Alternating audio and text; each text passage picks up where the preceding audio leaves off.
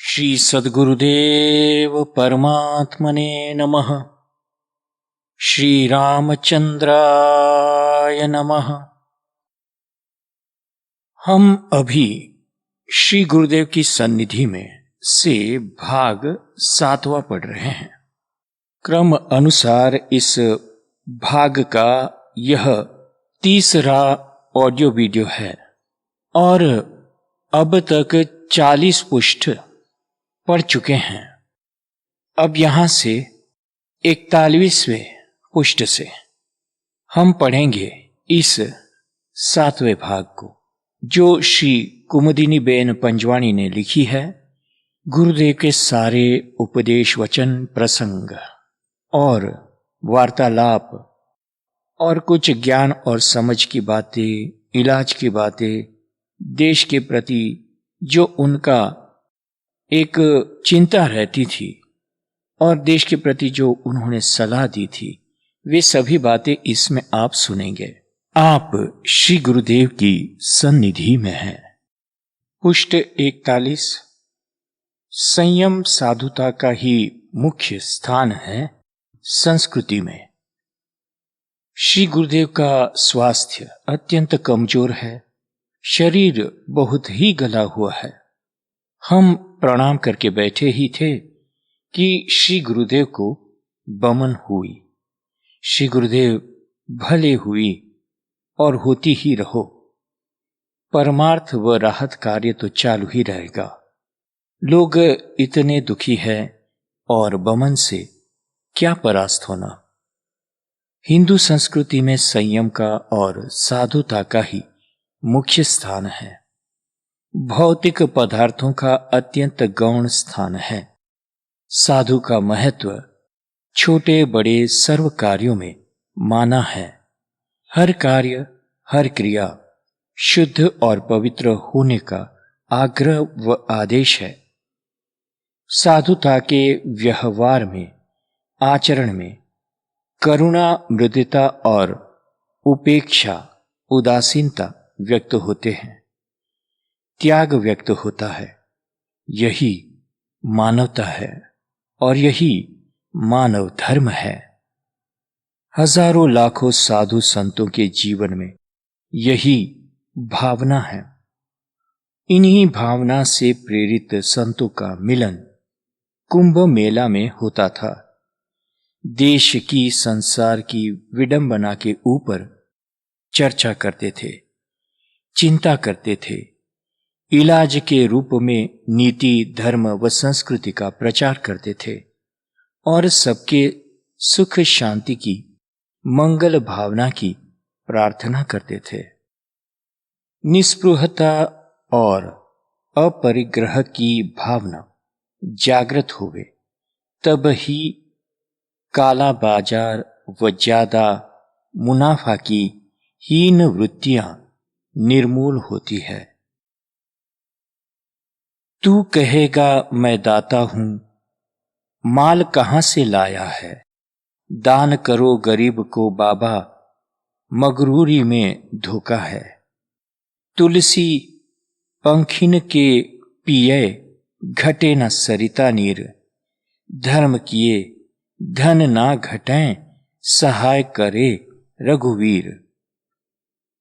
प्रेम के बराबरी कोई सत्ता नहीं है। यह है पृष्ठ 42 पर, 42 पर। प्रेम भगवान की आकर्षण कहलाने वाली शक्ति है। यह स्वास्थ्य को उसी प्रकार आकृष्ट करती है जैसे चुंबक लोहे को। प्रभु ने हमें अपने वैरियों से भी प्रेम करने को कहा है। वे जानते हैं और समझते हैं कि यही सर्वदा निरापद सुरक्षित वस्तु है, प्रेम। प्रेम और घृणा को किसी व्यक्ति के पास पहुंचने के पूर्व हमारे अंदर से गुजरना पड़ता है। उन्होंने हमें चेतावनी दी है, क्योंकि वे जानते हैं कि घृणा मनुष्य को विविध आदि व्याधियों से ग्रस्त करके बर्बाद कर देती है, और उसके विपरीत प्रेम तत्काल समस्त रोगों से मुक्त कर देता है। हमारा एक भी विचार, एक भी व्यवहार किसी के लिए उत्पीड़क नहीं होना चाहिए। गुलाब जहां भी होता है वहां अपनी सौरभ से सहज ही वातावरण में खुशबू फैलाता है। उसी तरह तुम जहां भी हो वहां के जन समूह में सदैव सम्मान के पात्र, अनुकरणीय बने रहो। ऐसा जीवन बनाओ। किसी का अशुभ कभी नहीं सोचना, परंतु हमेशा प्राणी मात्र के प्रति प्रेममय रहो। इस जगत में प्रेम के बराबर की कोई सत्ता नहीं है। सर्व कार्य की सिद्धि के लिए प्रेम रामबाण इलाज है। जरा जरा तो सोचो, जब स्वयं भगवान भी प्रेम के वश होकर खींचे आते हैं। प्रेम ते प्रकट हुई मैं जाना, श्री मानस जी में कहा है। तब फिर साधारण मनुष्य की तो गिनती ही क्या। सबके प्रति प्रेम रखना सीख लो। एक प्रेम का ही गुण साध्य कर लोगे तो और सब गुण अपने आप आ जाएंगे। फिर तुम्हारा न विरोधी रहेगा न शत्रु रहेगा। एक कल्पना तो करो कि तुमको देखते ही दूसरों को अनायास तुम्हारे प्रति प्रेम सम्मान उदय होते हैं। सर्व प्रकार से तुम्हारा भला करने की शुभ इच्छा उदय होती है। किसी तरह भी तुम्हें सुख सुविधा पहुंचाने की भावना उठती है। तुम्हारे एक एक शब्द को सुंदर पुष्प की तरह प्रसन्नता पूर्वक चुन लेने की जिज्ञासा व तत्परता होती है। कल्पना के इस चित्र से भी तुम्हारे मन को कितना सुख, आह्लाद व मस्ती का अनुभव हुआ। यह सब अपने अपने मन को टटोले और जान लेवे और उसके अनुसार निश्चय कर लेवे। वसुधैव कुटुंबकम। एक कुटुंब के प्रेम, सेवा व सहकार से भी अपने को कितना सुख, आनंद व संतोष की तुष्टि प्राप्त होती है। तो फिर सारा जगत हमारा विशाल कुटुंब हो जाए तब हमको कितनी तुष्टि बनी रहेगी। इसीलिए किसी को पराया नहीं समझो, दूसरा कोई है ही नहीं। इसी भावना को पुष्ट करो और सबके प्रति प्रेममय रहो। इसी जीवन में कुछ कमाई करके जाना चाहते हो तो इसी बात से प्रारंभ करो। जो अपने को दुखदाई है वह और सबको भी उतना ही दुखदाई है। हमको अच्छा नहीं लगता है वह दूसरों को कभी मत दो। गाली, अपमान, निरादर, राग, द्वेष, क्रोध इत्यादि दूसरों को कभी मत दो। आगे गुरुदेव पुष्ट 43:43 पर कहते हैं, जब तक निभे तब तक सही। धार श्री राम नवमी 7468। भारत की आजादी के पहले और अब तक एक खेल मैं देखता हूं। कुछ आदमी मिलकर एक सभा व संस्था बनाते हैं, स्वयं उसके प्रतिनिधि बनकर कुछ चीजों की मांग पेश करते हैं। सभा, जुलूस, समाचार पत्रों के द्वारा आंदोलन होता है। जब मांगे पूरी हो जाती है तो ये नाम मात्र के प्रतिनिधियों को लाभ हो जाता है, बाकी उन गरीबों को तो कोई पूछता तक नहीं है। मेरे देखते देखते ऐसे कई व्यक्ति प्रधान बन गए हैं, कई व्यक्ति ठेके लेकर चुप हो गए हैं। मैं सोचता हूं कि पीड़ित जनता इस प्रकार कब तक धोखे में रहेगी। एक गप सुनाता हूं, सुनिए। किसी देश में बड़ा भारी अकाल पड़ा। राजा ने इसका इलाज पूछा। विद्वानों ने बताया कि किसी पवित्र पंडित जी से पवित्र मंत्र का जाप कराया जाए। पवित्र पंडित की शोध प्रारंभ हुई। एक परदेसी पंडित ने अपनी विद्वत्ता का, पवित्रता का और योग्यता का सबको विश्वास दिलाया। तो राजा और सबने जाप करने का कार्य उनको सौंप दिया। उन्होंने राज्य के लाखों रुपये लेकर एक बहुत सुंदर बंगले में जाप का अनुष्ठान शुरू कर दिया। राजा प्रजा सबको पूर्ण विश्वास था कि इनके जाप से शीघ्र ही अकाल से मुक्ति हो जाएगी। दूसरी तरफ देश के पंडितों को ग्लानि होने लगी कि एक परदेसी पंडित राज्य के लाखों रुपये पा रहा है। 4-8 दिन के बाद एक पंडित परदेशी पंडित के यहां गया तो बड़ा भारी आश्चर्य हुआ। परदेसी पंडित पवित्र मंत्र जाप के स्थान पर जप जपा भय जप जपा का ही उच्चारण करता रहता था। एक रट से यही बोलता था। तब उसने परदेसी को पूछा कि यह कोई मंत्र नहीं है और ऐसा बेहुदा बकवास क्यों कर रहे हैं। परदेसी ने कहा कि तुम भी मेरे पास बैठकर जाप करने लग जाओ तो तुमको मैं अपनी जाप का कुछ भाग दे दूंगा। इतना कहकर वह तो पुनः अपने जाप में लीन हो गया। जप जपा भय जप जपा। दूसरे पंडित ने अपना लाभ सोचा और वह भी परदेशी के पास बैठ गया। पहला पंडित जब जप जपा भय जप जपा कह लेता तो उसके पीछे दूसरा पंडित बोलता कि जो तूने जपा सो मैंने जपा। तीसरे पंडित को इस पाखंड का मालूम हुआ तो वह भी जप करने को बंगले में पहुंचा और दोनों पंडितों का जाप देखकर गुस्सा से बोला कि यह अंधेर कब तक सही।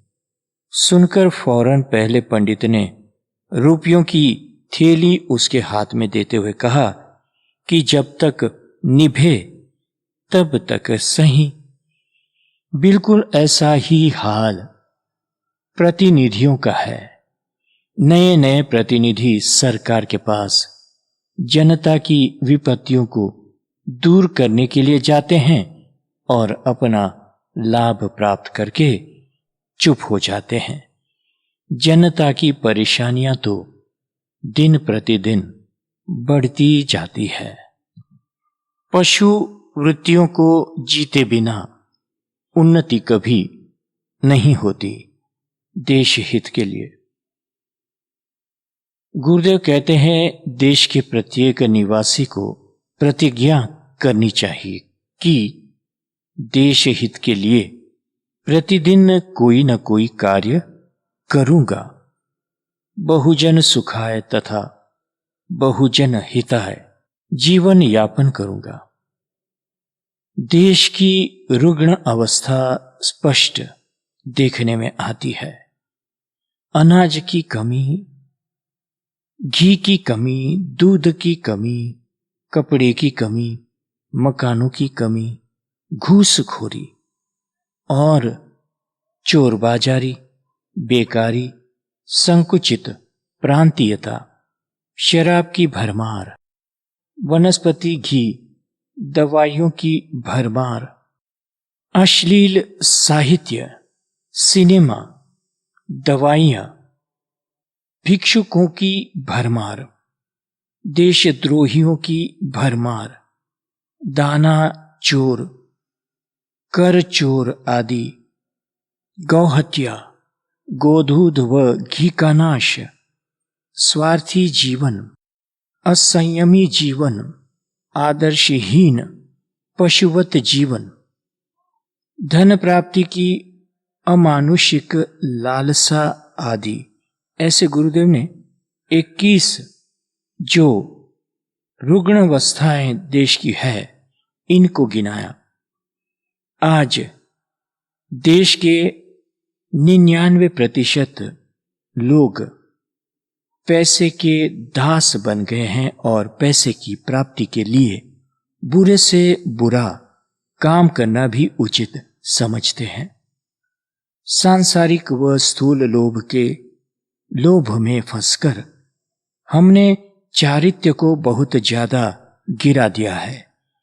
यह अधपतन एक दिन पूर्ण नाश कर दे, उसके पहले सब सावधान हो जाए तो अच्छा। 100 वर्ष पहले देश में इतने कपटी व चारित्र्यहीन नहीं थे। भगवान के अप्रसन्न हो जाने का भय रहता था। दिखाने की भक्ति, पूजा, दान नहीं होते थे। सच्चे दिल से भगवान की पूजा करते थे। मनुष्यों को पशु वृत्ति से ऊंचा उठाने वाला केवल आत्मिक ज्ञान है। आत्मा की दिव्यता का ज्ञान व भान मानव जीवन का मूल है। आत्मा की एकता और विश्व व्यापकता को समझने से विश्व युद्ध, आतंक, भय, झगड़ा आदि का कोई संभव नहीं रहता। जहां स्वार्थ, संकुचित भावना, अभिमान, अहम आदि है, वहां ही युद्ध व अशांति होते हैं। नीति नियमों का उल्लंघन करके कोई सुखी नहीं हो सकता। अनीति हमको और हमारे स्वजनों को एक न एक दिन दुखी करती ही है। पशु वृत्तियों को जीते बिना अर्थात संयम के बिना उन्नति कभी नहीं होती है। यह ध्रुव नियम है। अशुद्धि को जीवन से क्रमशः दूर करके निर्मल, उज्जवल, शुद्ध जीवन बनाना यह मानव जीवन का लक्ष्य है। चंदन बहन जोबन पुत्रा की नोंद से श्री सद्गुरु सेवा संघ ट्रस्ट की स्थापना। श्री गुरुदेव ने धार में 30/3/68 को श्री सद्गुरु सेवा संघ की स्थापना की। उसके संबंध में श्री गुरुदेव ने कहा, मानव राहत कार्य का आयोजन आज तक जिस प्रकार से हम सब साथ मिलकर करते आए हैं उसी प्रकार करते रहें। इसी उद्देश्य से हमने श्री सद्गुरु सेवा संघ बनाया है और उनके अध्यक्ष के पद पर अरविंद को नियुक्त किए हैं। आगे पुष्ट 46 पर गुरुदेव कहते हैं, मेरे संतोष को अक्षुण्ण रखना, सब समान तौर से रहना। पहली बात यही मैं कहूंगा कि हम यह कभी न भूले कि निर्बलों की रक्षा व सहायता करना तेजवान, ज्ञानवान व कर्मवान की ही क्षमता है। जो तेजहीन हैं वे ही नराधम होते हैं, जो निराधार, दीन व दरिद्रों को सताते हैं, उनका अनधिकार उपयोग करते हैं और इसी में अपना सामर्थ्य मानते हैं। हमारा सर्वप्रथम व सदा सर्वदा ध्येय है निर्बलों की रक्षा व सहायता करना। इसी उद्देश्य को लेकर हम संगठन में रहकर आज तक कई सेवा कार्य कर चुके हैं। अब हमारा संगठन ठोस रूप में आज के देश काल के अनुरूप बना दिया है, कारण कि हमारे कार्य का बहुत फैलावा हो गया है और अब तो और भी बढ़ेगा। हमेशा याद रखना कि संगठन एक अपूर्व अमोघ शक्ति है।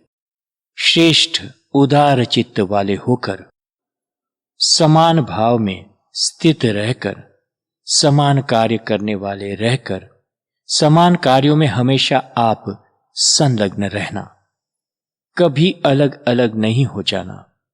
अगर ऐसा करोगे तो इतना किया हुआ जो है सबके ऊपर पानी फेरना होगा। देखो, आप सबने समान ध्येय का वर्ण किया है अपनी खुशी से। किसी ने आपके ऊपर दबाव या दंड नहीं डाला है। आपको इस प्रकार के सेवा कार्य करने ही पड़ेंगे। मेरे पास न तो ऐसी कोई सत्ता है, न ऐसी सत्ता की किंचित मात्र भी स्पृहा है।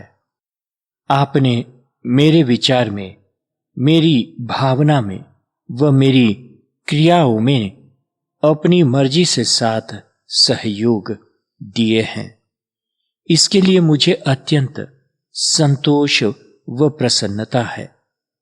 मेरे संतोष को अक्षुण्ण रखना, परस्पर में हमेशा मधुर व शिष्ट वचन का तथा व्यवहार का नाता रखना, परस्पर हमेशा प्रेममय व हितकर रहना, समान ध्येय को पार पाड़ने में सब समान तौर से रहना, न कोई ऊंचा न कोई नीचा, न कोई बड़ा न कोई छोटा, न कोई श्रीमंत न कोई गरीब, सब समान और एक सा भोजन करना, एक सा नाश्ता, चाय, दूध आदि लेना, एक सा मन वाले रहना और बस संगठिन रहना। ड्यूटी छोटी बड़ी जो भी मिले सभी सेवा ही है। जिसकी जो जैसी क्षमता उसी के अनुरूप सबकी ड्यूटी होती है। यह बात हमेशा याद रखना। सेवा सबकी एक सी है, किसी की भी कम ज्यादा या छोटी बड़ी नहीं। यह बराबर समझना। आप सब समान वृत्ति व ध्येय वाले, समान रस वाले हैं। हमेशा नीतिवान रहना। नीति का त्याग मेरा त्याग है, यह नहीं भूलना। मेरा त्याग यह भारी विश्वासघात होगा। हमारा आपका घनिष्ठ नाता नीति का ही है। मेरे होकर नीति का त्याग करे वह मेरा घात करता है। कठोर लगेगा पर सही सही कह देता हूं, कारण कि न मालूम फिर मैं आप सबको एक साथ में कभी मिल सकूंगा या नहीं।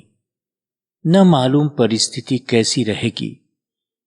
यह ध्रुव है कि जितनी नीति ठोस उतना ही ठोस सत्य, सत्य में ही पवित्रता और प्रकाश है। इसलिए हमारे लिए बुद्धि व कर्तव्य शक्ति, ज्ञान व कर्म बराबर सहायक रहते हैं और रहेंगे ही। आप में मुझे पूरा पूरा विश्वास है, जितना कि मेरे स्वस्वरूप में है। आप मेरे तपाए हुए सोना है, इसलिए मुझे संतोष है। कोई चिंता नहीं, कोई शंका ही नहीं। मैंने पक्का जान लिया है कि परमार्थ की एक पाई पाई कोई खाने वाला नहीं है, बल्कि सामने से रुपयों के ढेर लगाने वाले तथा तन मन की अपरिमित शक्ति लगाने वाले आप सब है। इससे बढ़कर और कौन सा संतोष सारे विश्व में एक साधु के लिए हो सकता है। आपने मुझे यह संतोष देकर खूब सुख दिया है, इसके लिए मैं हार्दिक धन्यवाद देना। श्री गुरुदेव खूब गदगद हो गए, आगे कुछ भी नहीं कहा और न कह पाए। रुमाल से अपनी आंखें पोंछते रहे। तब कृष्णा बहन ने श्री राम जय जय राम का संकीर्तन प्रारंभ कर दिया। इस पर श्री गुरुदेव ने अत्यंत ही प्रेम भरी दृष्टि कृष्णा बहन पर डाली। गुरुदेव आगे पुष्ट 48 पर कहते हैं, मैं प्राणी मात्र का हूं। जिस संस्था की स्थापना करने का सब कोई मांग कर रहे थे, वे इच्छा रखते थे, उसकी स्थापना अब हो गई है।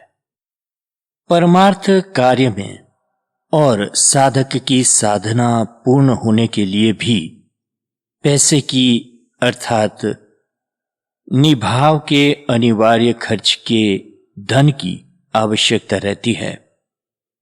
परंतु यह कभी मत भूल जाना कि केवल धन से ही कोई भी संस्था का कार्यक्रम चल नहीं पाता है। धन देने वाले तो असंख्य मिल जाते हैं, परंतु अपना खून पसीना देने वाले क्वचित ही मिलते हैं। जब तक अपना खून और पसीना देने वाले नहीं मिल आते हैं, तब तक किसी भी संस्था में प्राण नहीं आता है। संस्था जड़ रहती है, अर्थात उसका सांगोपांग और सम्यक विकास व प्रवृत्ति होते नहीं है। यह ध्रुव है। इस संघ को धन के दाता और साथ ही साथ अपना खून पसीना देने वाले दाताओं का दान सदा सर्वदा मिलता रहे और संघ का उद्देश्य परिपूर्ण होता रहे, ऐसी प्रार्थना अखिल लोकनायक से मैं करता हूं। देखो, यह हमेशा याद रखना कि मैंने कभी कोई वाद चलाया नहीं है, न संप्रदाय चलाया है। न मैं हिंदू हूं, न पारसी, न मुसलमान, न मैं पुरुष हूं, न स्त्री, न बालक हूं, न मैं किसी धनी का हूं, न किसी गरीब का, न केवल तुम्हारा। मैं जो हूं सो ही हूं। मैं प्राणी मात्र की सेवा चाहता हूं। मैं प्राणी मात्र को सुख व आनंद पहुंचाना चाहता हूं। मैं प्राणी मात्र का हूं। इसीलिए किसी भी प्रकार का भेदभाव न रखकर, चाहे सो धर्म, मत या संप्रदाय के मानवों की सेवा करना, यही उद्देश्य सेवा संघ का है। मूल उद्देश्य का ह्रास कभी न होना चाहिए। अगर अनीति या भ्रष्टाचार भी होने लगे, तब भी संघ का चालू रहना निरर्थक होगा। ऐसे संयोग या परिस्थिति आएंगे नहीं, परंतु कदाचित ऐसा होवे तो भी भगवान ही अपनी ओर से इसको समेट लेंगे या इसका विपर्यय ला देंगे। मैंने कृष्णा को यह बात बार बार और कई बार समझाई है। अपने सेवा कार्य के बारे में जो कोई जानना चाहे, उन्हें बराबर कार्यों में हमारा सहयोग या मार्गदर्शन चाहे तो हम बराबर देंगे, क्योंकि वे हमारी ही कर्तव्य की आदर्श की पूर्ति कर रहे हैं ना।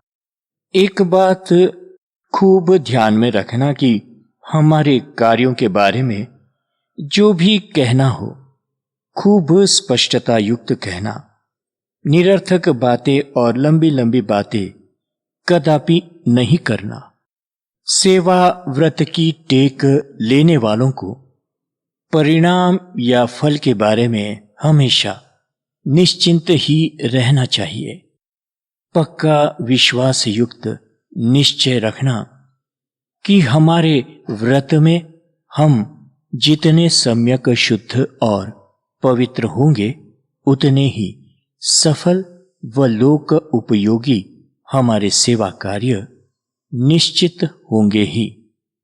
सफलता की एक ही कसौटी है और वह यही कि सत्कार्य करने की प्रेरणा को सम्यक शुद्धिपूर्वक पूर्ण करने का सांगोपांग पुरुषार्थ करना। हम कदापि दूसरे व्यक्ति या संस्था इत्यादि की निंदा या हानि न करें। हमारा आत्मीय भाव ही हमारे कार्यों को सफल व सर्वजन को सुखप्रद बना देता है। कदाचित कहीं निष्फलता जैसा हो जाए तब भी निराश न होकर अपनी भूलों की ओर ध्यान देकर और उसे दूर कर बराबर उचित प्रयत्न करते ही रहना चाहिए। तात्पर्य कि हम हमारे व्रत के प्रति सदैव निष्ठावान रहे। धन की त्रुटि तब हो ही नहीं सकती। सच्ची सेवा निष्ठा की ओर धन तो स्वयं खींचा चला आता है। यह मेरी ठोस अनुभूति है। धन के ढेर लग जाते हैं हों। दाताओं के प्रति कदापि छोटे बड़े की दृष्टि व वृत्ति नहीं रखना। हृदयपूर्वक देने वाले हजारों दाताओं के थोड़े से दान से भी परमार्थ के बड़े बड़े कार्य सहज रूप से, सरलता से और अच्छे प्रकार से संपन्न हो जाते हैं। यह भी मेरी अनुभूति है। आप सबने मिलकर राहत कार्य के व नेत्रदान के सारे प्रबंध को इतना अच्छी प्रकार से व ठोस रूप से आयोजित कर दिया है कि अब मेरी उपस्थिति या किसी की भी उपस्थिति होवे या न होवे तब भी सर्व कार्य अपने निश्चित किए हुए ढंग से नियम पूर्वक होते ही रहते हैं और होते रहेंगे। वैष्णव कौन होता है? भगवान विष्णु का यजन करने वाला वैष्णव होता है। भगवान राम ही भगवान विष्णु है और वह एक देशीय नहीं, अणु अणु और परमाणु में व्याप्त है। प्राणी मात्र, पदार्थ मात्र भगवत तत्व से ओतप्रोत है। जगत में जो भी विविध रूप व प्रकार देखने में आते हैं वे भी हमारे इष्ट देव के ही प्रताप का आविर्भाव है। सही यज्ञ, यह पुष्ट 51 पर श्री गुरुदेव बताते हैं, प्राणी मात्र की सेवा करना अर्थात हित करना, सुख पहुंचाना ही सही यज्ञ है। परहित या परोपकार का महान धर्म छूट जाए और केवल भोग या संग्रह ही संपत्ति साधन हो तो इससे लाभ ही क्या। परहित ही यज्ञ है। हमारा सिद्धांत है कि उत्पीड़क न बने किसी को, हो विनम्र मृदुभाषी, सेवा धर्म परायण होवे, तज कर आस पिसाची। इसमें अव्यक्त प्रेरणा जरूर मिलेगी। आप सब प्रतिज्ञाबद्ध हुए हैं। मानव सेवा के आपके उत्साह व अनुराग ने ही ऐसी निस्वार्थ और यथार्थ में ही सर्वजन हितकारी संस्था को जन्म दिया है। इससे मुझे परम तुष्टि हुई है। अपनी सच्चाई और निस्पृहता की खुमारी बराबर रखना और टीका, आलोचना या निंदा से घबराना नहीं। गुरु की टीका टिप्पणी होते हैं तब चेलन की नहीं होवे, जगत का स्वभाव ही है। इसलिए इन थोथी क्षुद्र बातों में ग्लानि या शोक नहीं करना, निंदा से नहीं डरना, परंतु निंदित कर्म से अवश्य हमेशा डरना।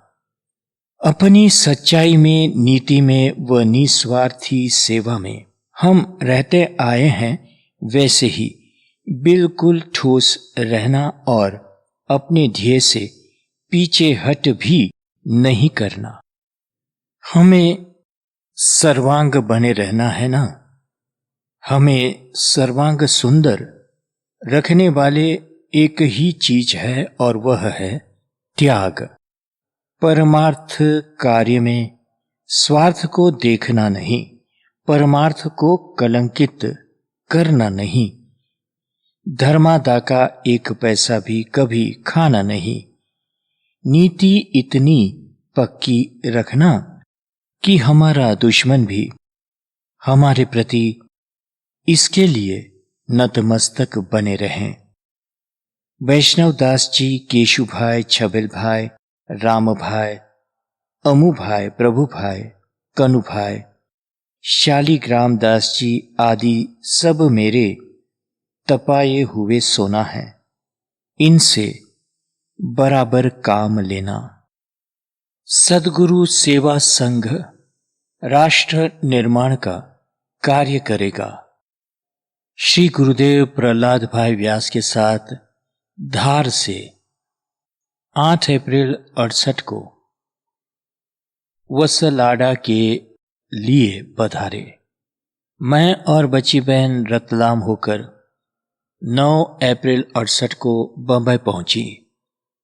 बाद में उज्जैन में 19 अप्रैल 68 को श्री गुरुदेव ने कहा कि जन कल्याण के कार्यों से कभी नहीं हटना। परिणाम 20-25 वर्ष के बाद आएगा। सद्गुरु सेवा संघ एक प्रकार से राष्ट्र निर्माण का कार्य करेगा। खूब धीरज रखना। करोड़ों रुपये लग जाएंगे, द्रव्य की कभी कमी अपने को नहीं होगी। देवास 25/4/68 को श्री गुरुदेव ने देवास में कहा था कि सिद्ध संतों की सिद्ध पीठ होती है, सिद्ध अवस्थिति होती है। उनके योग स्थित, योग सिद्ध स्वरूप हमेशा एक से रहते हैं।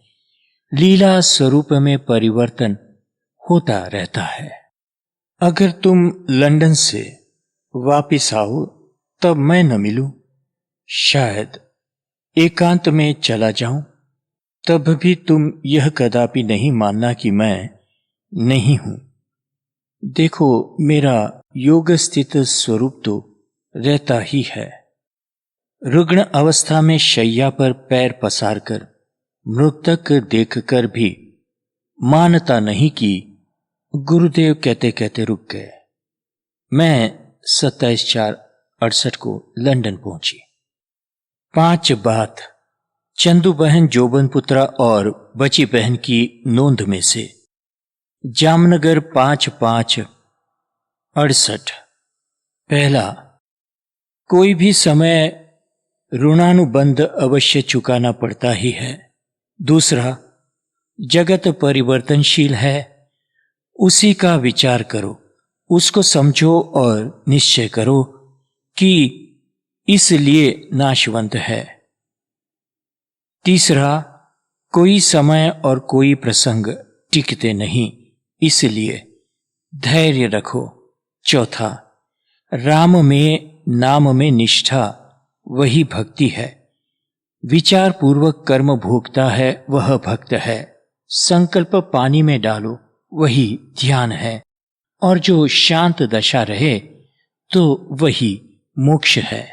5वां, श्री राम सर्वत्र विद्यमान है, परंतु अपनी माया कर छिपे हुए हैं। भगवान प्रत्यक्ष होते हुए भी बिना भगवत स्मरण कोई नहीं पहचान सकता और न विश्वास ही हो सकता। अतएव निरंतर भगवत स्मरण करना चाहिए। कुछ पत्र। बंबई से 7 मई 1968 को बीबी बहन को पत्र में श्री गुरुदेव ने लिखा, बंबई तो आया पर ठीक मेरा स्वास्थ्य अत्यंत गिर गया है और समय पक्का है। बस तुमको भगवान चिरायु करे। आज रात को निकलकर सूखी हवा में जा रहा हूं।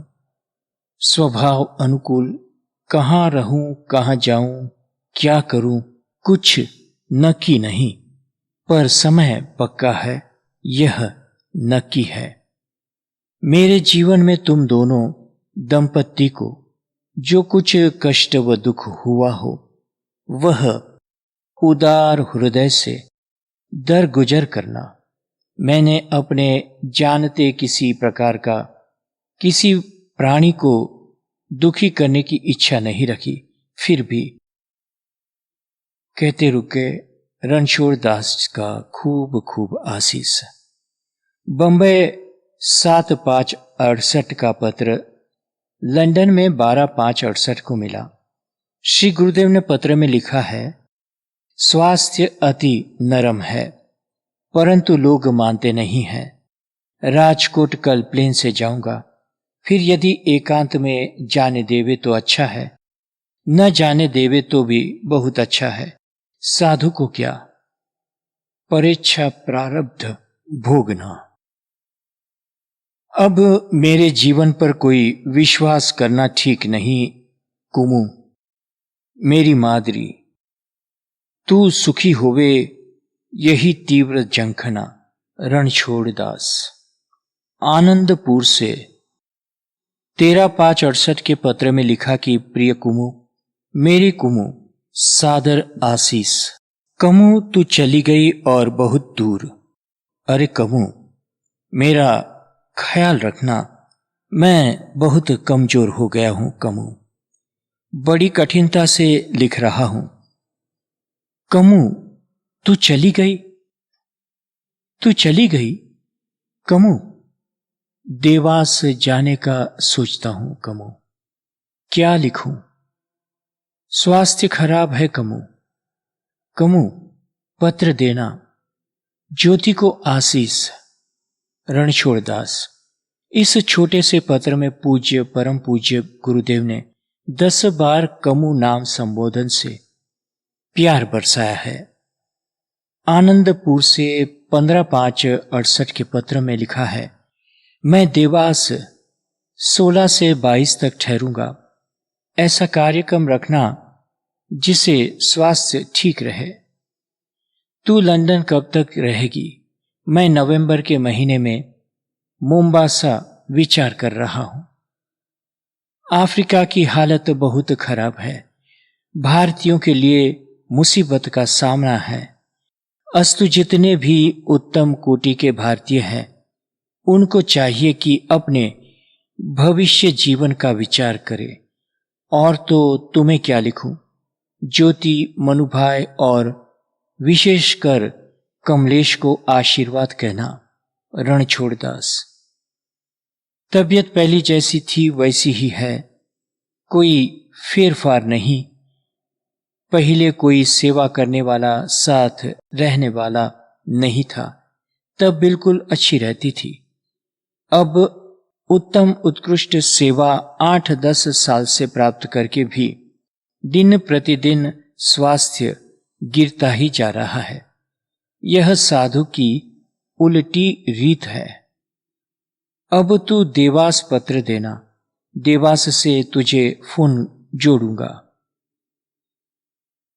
आरोन से 21/5/68 के पत्र में लिखा है, प्रिय, अति प्रिय मेरी कमु, सादर आशीष। मैं कल आरोन आया हूं। बेहोशी रोज होती है, आज कुछ ठीक है। पत्र हाथ से लिख नहीं सकता, मत्था दुखता है। यहां 10 दिन ठहरूंगा। स्वास्थ्य खराब है। परमानंद जी का पत्र आया था। तुम सब अच्छे होंगे। बालक का ध्यान रखना।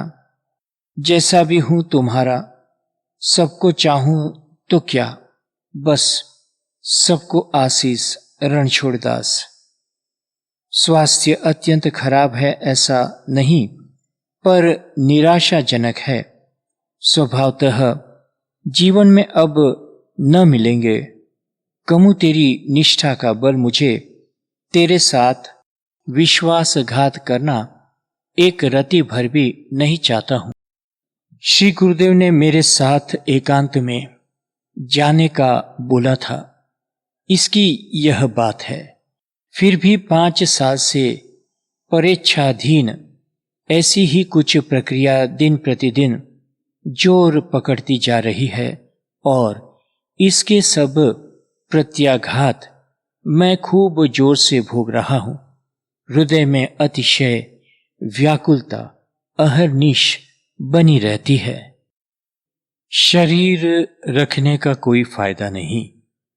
परिस्थिति ऐसी ही है कि शीघ्र शरीर छूटे तो ही उत्तम।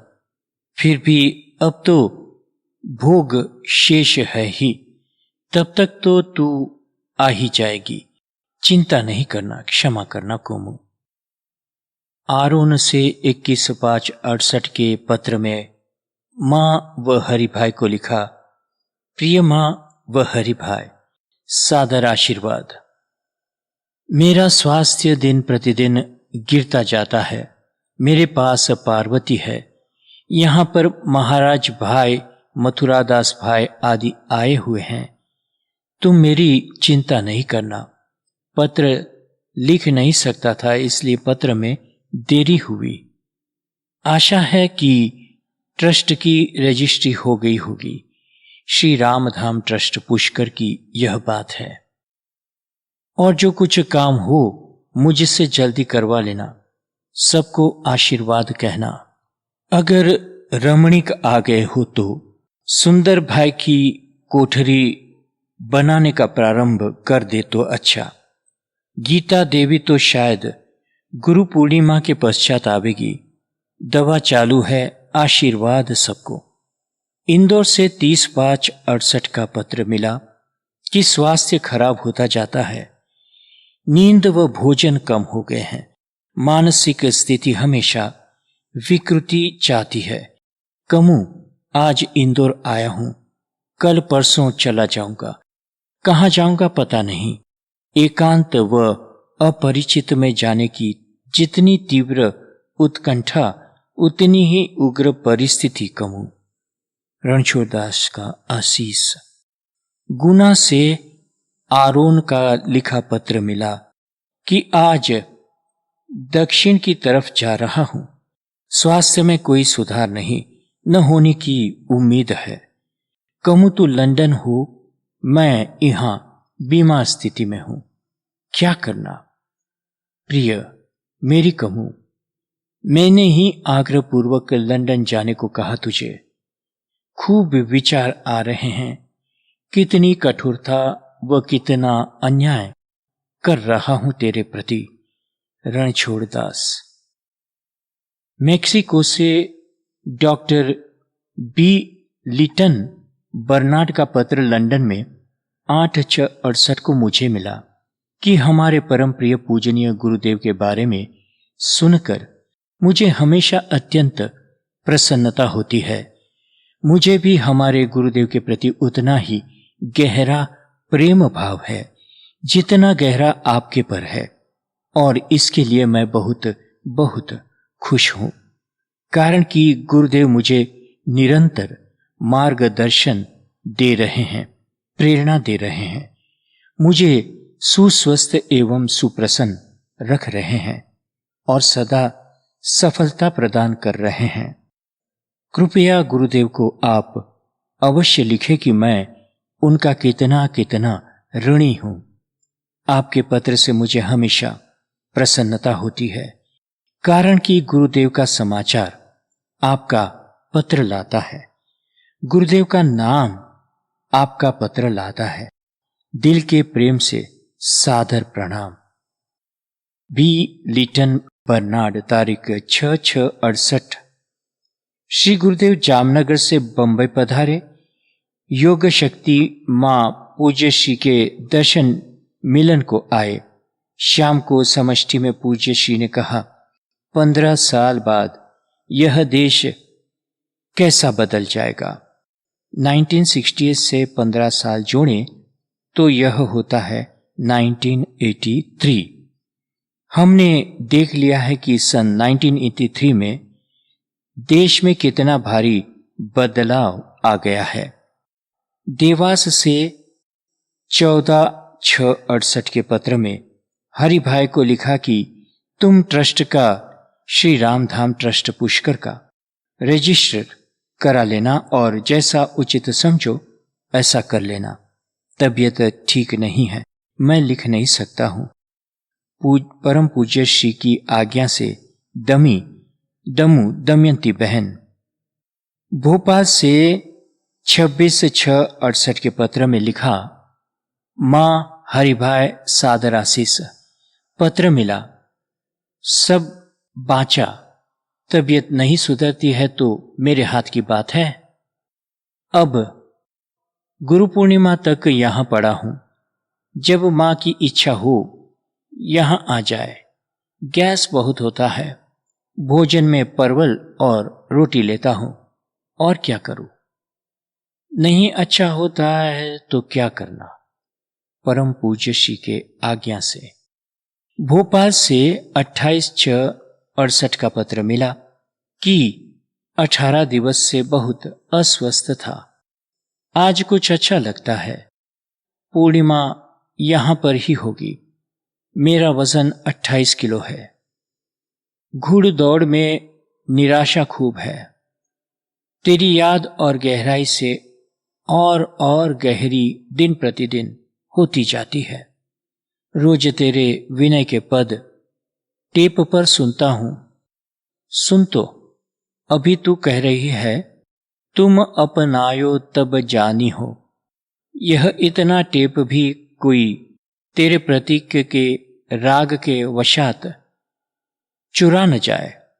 साथ में स्वाध्याय का मेरा आनंद भी। सही में ऐसा ही हुआ। बाद में वही टेप चुरा लिया गया। अब चल नहीं सकता, न उठ सकता। तुम खूब मन प्रसन्न रखना।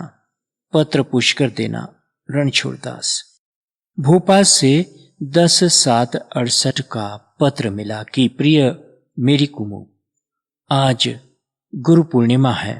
सब आए हैं परंतु तू नहीं है। यह कैसी विधि की विचित्रता। बड़ा दुख होता है। यहां शारदा आई है और पूछती है कि कमु कब तक आवेगी। अब क्या जवाब दूं। मैंने अपने विचार से तो भेजी है तुझे। मेरा स्वास्थ्य कुछ ठीक है। यहां की दशा दिन ब दिन खराब होती जाती है और देश भूखमरी की पीड़ा से पीड़ित होता जाता है। तू कब तक लंदन रहेगी। देख तो कुमुदिनी, श्री पतित पावन जी भगवान को तेरी ओर से गुलाब बराबर निवेदित किया है और तेरा प्रणाम बराबर किया है। हो तेरा नियम टूटने नहीं दिया है। देख मैं कितना ख्याल रखता हूं, है ना सच्ची बात। कृष्णा, पार्वती, दमू, शारदा आदि आदि सब है कमु और सब ठीक है। तेरी याद छूटती नहीं है। तेरी एक बात बार बार प्रतीति पूर्वक बरबस याद आई जाती है कि गजग्राह की लड़ाई, खींचतानी के संस्कार इतने बलिष्ठ है कि उनको कोई न कोई पात्र मिल ही जाते हैं। वे किसको भी लक्ष्य बनाकर ही मानते हैं। अब तू नहीं तो और। पुष्कर 9/7/68 के पत्र में लिखा है कि स्वास्थ्य बराबर गिरता जाता है। यहाँ ठहरना है 10 दिन और तू मेरी चिंता न करना। अपनी वेदना को भूलना। रणछोड़ दास का आशीष। पुष्कर से 24/7/68 के पत्र में श्री गुरुदेव ने लिखा कि मैं अफ्रीका नहीं आ सकूंगा। स्वास्थ्य बहुत खराब है कमू। यहाँ आराम खूब है और हरिभाई, माँ, ईला, चंदन, ओमकार, कन्हैया सेवा खूब करते हैं। 26/7/68 के पत्र में लिखा कि स्वास्थ्य ठीक ठीक है। मैं 3/8/68 को कलकत्ता की ओर जाने का सोचता हूँ। पुष्कर से 27/7/68 के पत्र में लिखा कि स्वास्थ्य खराब है पर भोग तो है ना। मैं यहां से 2/8 को जा रहा हूं। साधु का कोई निश्चित घर तो नहीं। अफ्रीका जाने जैसा शरीर नहीं है कमू। भारत की हालत खराब है। कोई नाविक नहीं, नैया डूबी जाए रे का हाल है। मेरा शरीर कहां पड़ेगा पता नहीं। सबको आशीष। रणछोड़ दास। पुष्कर से 19/7/68 का मां भगीरथी बहन का पत्र मिला कि पूज्य कृपानाथ यहां विराजते हैं परंतु तबीयत खूब नरम कमजोर है। उठा के बिठाना पड़ता है। भोजन शौच के समय भी उठाना पड़ता है। मोटर में बिठाने के समय पर भी दुख देखा नहीं जाता है। जो हो सो ठीक, देखते रहने का ही है मुझे तो। मेरी बुद्धि तो कुंठित हो गई है। सब देख रही हूं। श्री गुरुदेव आशीर्वाद लिखवाते हैं। खराब स्वास्थ्य देखा नहीं जाता है। मैं तो मूढ़ हूं ना। भागीरथी का जय गुरुदेव। तारीख 13/8/68।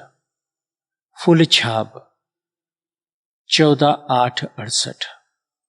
देवास, दक्षिण गुजरात, सूरत और आसपास के पूर्व पीड़ितों को मदद करने के लिए पूज्य श्री ने निश्चय किया।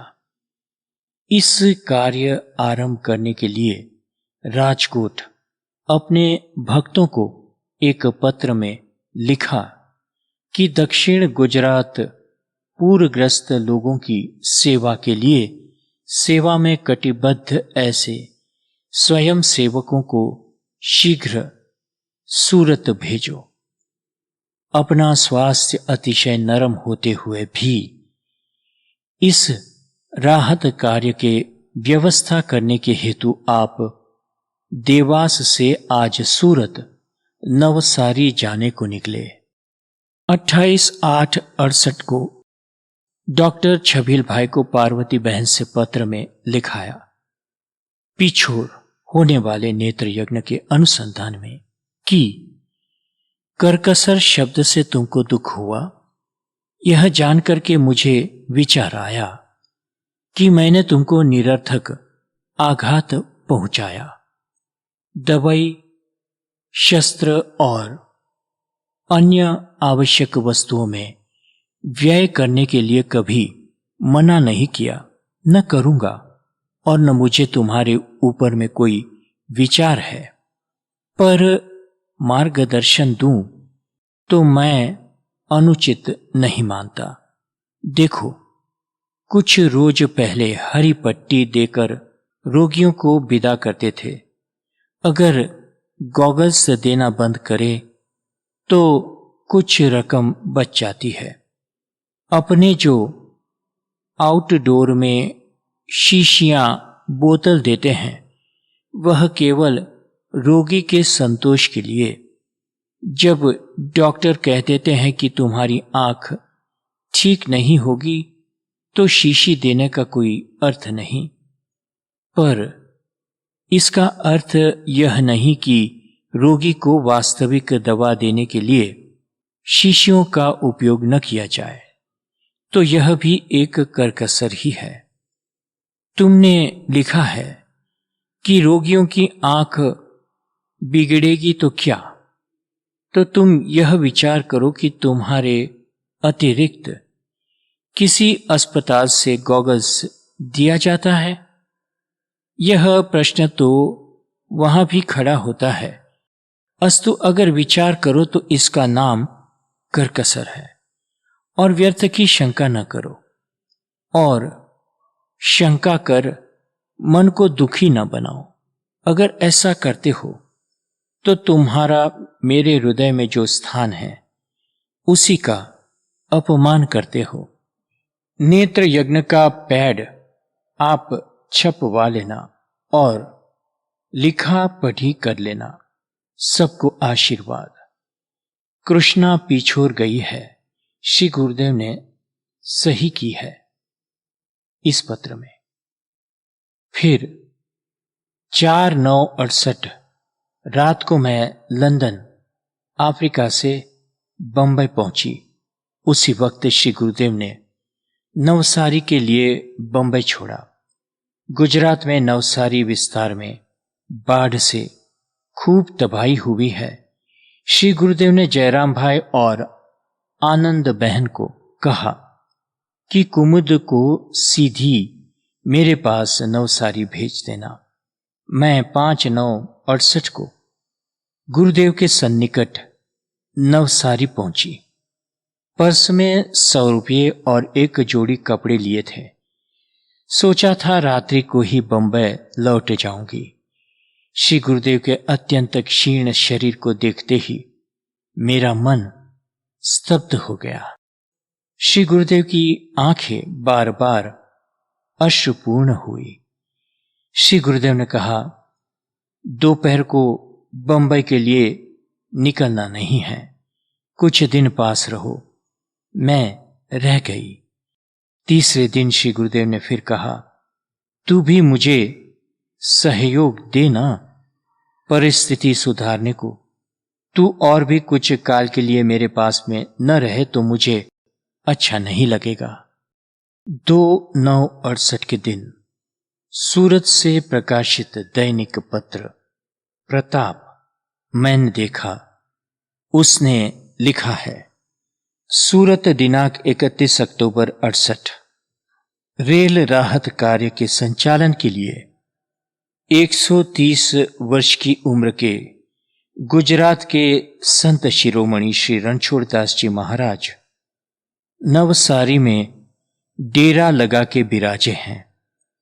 उनके पदार्पण से अनेक दाताओं की ओर से देहातों में निराधार बने हुए मानवों को मदद मिलने लगी है। अहमदाबाद, बंबई, बड़ौदा इत्यादि के दानवीर मोटर मार्ग द्वारा राहत का सामान हाल में वलसाड़ जिले में भेज रहे हैं। इससे यह ऑडियो पूर्ण होता है। पुष्ट 61 तक यह पढ़ा गया है। श्री रामचंद्राय नमः। श्री सद्गुरुदेव परमात्मने नमः। हरि ओम तत्सत। हरि ओम तत्सत। हरि ओम तत्सत।